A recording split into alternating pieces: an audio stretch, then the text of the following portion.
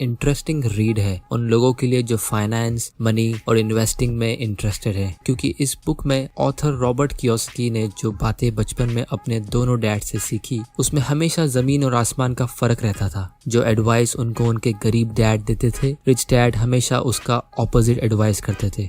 आज मैं आपके सामने इस किताब से 3 इम्पोर्टेंट लेसन्स पेश कर रहा हूँ। रॉबर्ट कियोसाकी जब 9 साल के थे तब वो एक दिन अपने रिच डैड के साथ बीच पे घूम रहे थे। तभी उनके रिच डैड ने उन्हें एक बड़ा आलीशान सा बंगला दिखाया और कहा कि ये बंगला उन्होंने खरीद लिया है। रॉबर्ट चौंक गए क्योंकि उन दिनों वो रिच डैड एक्चुअली में उतने रिच नहीं थे और उनकी इनकम उनके पुअर डैड से भी कम थी। तब उन्होंने अपने रिच डैड से पूछा, आप ये बंगला कैसे खरीद सकते हो जब किसी के पास इतने पैसे ही ना हो। उनके रिच डैड ने कहा, मैं नहीं खरीद सकता लेकिन मेरा बिजनेस खरीद सकता है। यहाँ पे हम अपना सबसे पहला और सबसे इम्पोर्टेंट लेसन सीखते हैं। लेसन नंबर 1, अपने खर्चे बढ़ाओ और अपना इनकम कम करो, यानी increase your expenses, decrease your income. अब आप कहोगे ये तो बिल्कुल उल्टा बोल रहे हैं, ये जो दुनिया कहती है ये तो बिल्कुल उसका ऑपोजिट है, लेकिन यही इस बुक की खास बात है। इनफैक्ट हमें ऑथर इस बुक के फाइनल चैप्टर्स में यही पॉइंट को सबसे ज्यादा इम्पोर्टेंट पॉइंट कहते हैं, जिसकी वजह से उन्होंने ये बुक लिखी है। मैं आपको इसका डिटेल समझाता हूँ।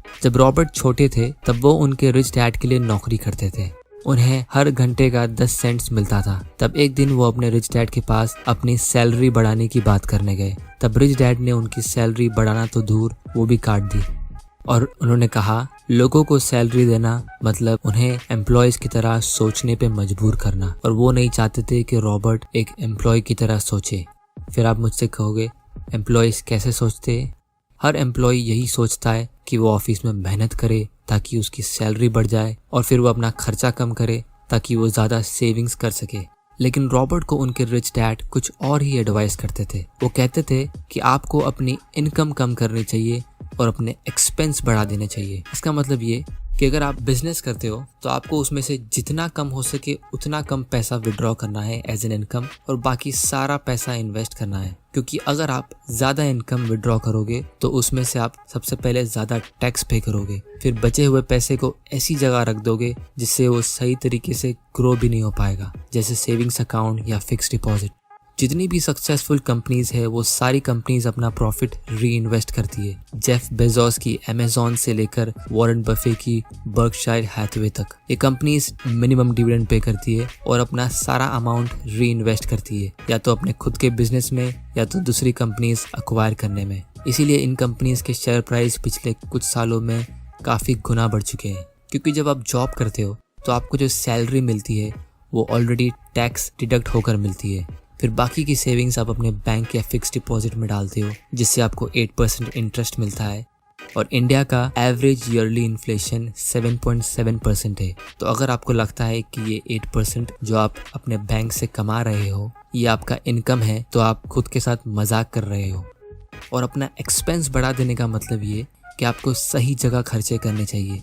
रॉबर्ट को उनके टैक्स स्ट्रेटजीज एक दिन एक इंटरेस्टिंग बात बता रहे थे। वो कह रहे थे कि जब भी कोई अमीर इंसान कंगाल होने वाला होता है तो वो इन 3 गलतियों में से एक गलती कर लेता है। सबसे पहली, या तो उसने एक महंगी जेट या कोई बोट या कोई महंगी कार खरीद ली होती है, या कोई वर्ल्ड टूर पे गया होता है, या उसने अपनी लॉयल वाइफ से डाइवोर्स करके किसी यंग लड़की से शादी कर ली होती है। ये तीनों ऐसे एक्सपेंस है जो इजीली कंट्रोल किए जा सकते हैं। और जब हम एक्सपेंस की बात करते हैं तो लोग यूजुअली वैकेशन, डिनर, शॉपिंग का सोचते हैं, लेकिन ऑथर के रिच डैड ऐसे एक्सपेंस की बात कर रहे हैं जो आपको सक्सेसफुल बनने में मदद करेंगे, जिनसे आपकी टैक्स सेविंग होगी, जो आपको हमेशा रिच रखेंगे। जैसे अपनी एजुकेशन पे, बुक्स पे, सेमिनार या कोई ऐसा कोर्स या कोई ऐसे एसेट्स खरीदना जिससे आपको फ्यूचर में कैश फ्लो मिलेगा, या तो कोई ऐसा एम्प्लॉय हायर करना जो आपका मोनोटोनस काम कर सके ताकि आपको और फ्री टाइम मिल सके दूसरे बड़े प्रोजेक्ट्स हैंडल करने का। आप जितना जल्दी ऐसे मीनिंगफुल एक्सपेंसेस करोगे आपके लिए उतना अच्छा है, क्योंकि आपकी नॉलेज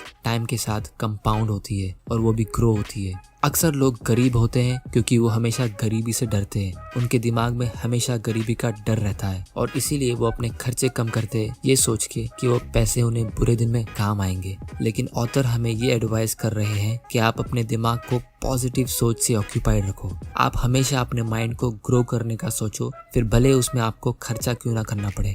और दुनिया के सबसे फेमस इन्वेस्टर वॉरेन बफे भी यही कहते हैं। जब उनसे पूछा गया कि दुनिया का सबसे बेस्ट इन्वेस्टमेंट क्या है, तो उन्होंने कहा invest in yourself as much as you can. अपने आप पर इन्वेस्ट करो, अपने नॉलेज पर।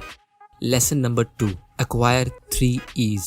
रॉबर्ट के रिच डैड के हिसाब से अगर आपको एक अच्छा इन्वेस्टर और अमीर बनना है और फिर अमीर रहना है, तो आपको ये 3 E's एक्वायर करने होंगे। ये 3 E's है एजुकेशन, एक्सपीरियंस और एक्सेस कैश। ये 3 E's की हेल्प से आप ऐसे मौके का फायदा उठा सकते हो जिससे आप अमीर बन सकते हो। ये मौके जो हमेशा अवेलेबल है और रहेंगे, लेकिन आप उन्हें देख नहीं पाते क्योंकि आपके पास वो नजरें नहीं है। सबसे पहला, एजुकेशन।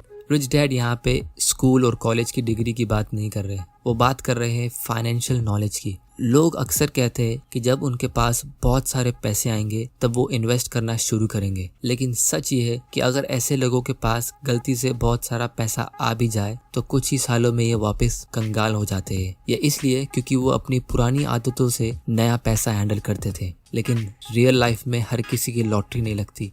रिच डैड यहाँ पे इस नॉलेज की बात कर रहे हैं कि आपको बिजनेस चलाना आता है या नहीं, बिजनेस कैसे स्टार्ट करते हैं और कैसे रन करते हैं, और सबसे इम्पोर्टेंट कंपनीज के फाइनेंशियल स्टेटमेंट जिसे बैलेंस शीट, इनकम स्टेटमेंट कैसे रीड करते हैं, इसका एजुकेशन।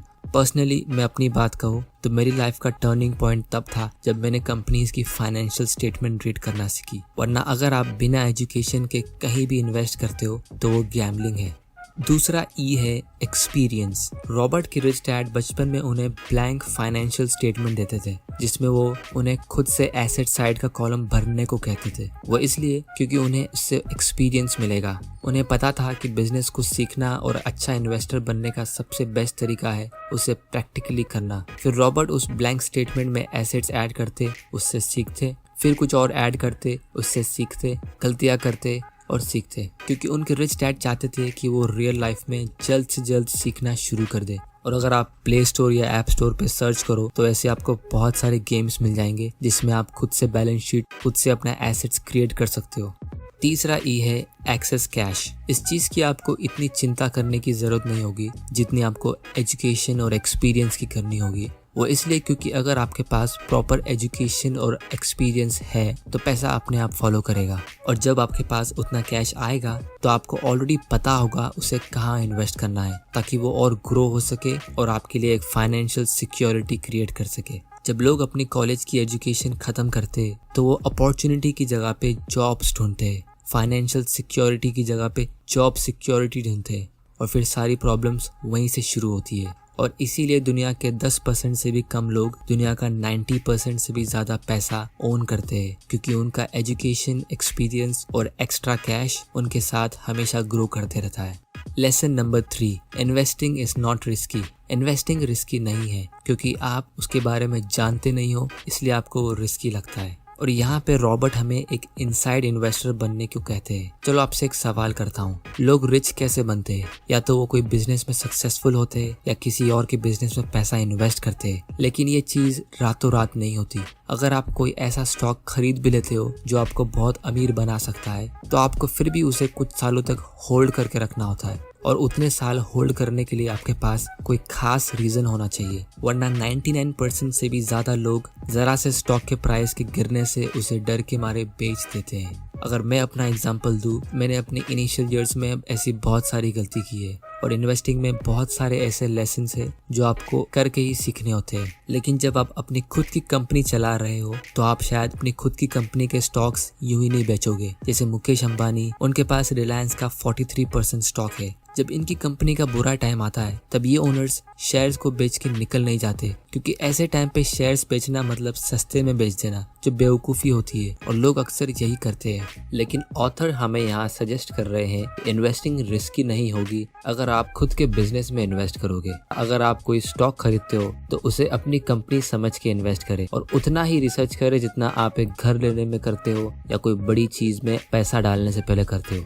और उतनी रिसर्च करने के बाद आपको उसकी पूरी अंदर की इन्फॉर्मेशन मिल जाती है। सिमिलरली अगर आप कोई भी ऐसी जगह इन्वेस्ट कर रहे हो तो आपको उसकी पूरी जानकारी होनी चाहिए जितनी एक ओनर को होती है। सो दोस्तों, अगर आपने रॉबर्ट कियोसाकी की रिच डैड पुअर डैड और इनकी दूसरी बुक कैश फ्लो क्वाड्रेंट पढ़ी है तो मेरे हिसाब से इस बुक में कुछ एक्स्ट्रा वैल्यू ऐड करने के लिए नहीं है। इस बुक में से आप इन्वेस्टिंग शायद नहीं सीख पाओगे, लेकिन आपको ये बुक एक नया पर्सपेक्टिव जरूर देगी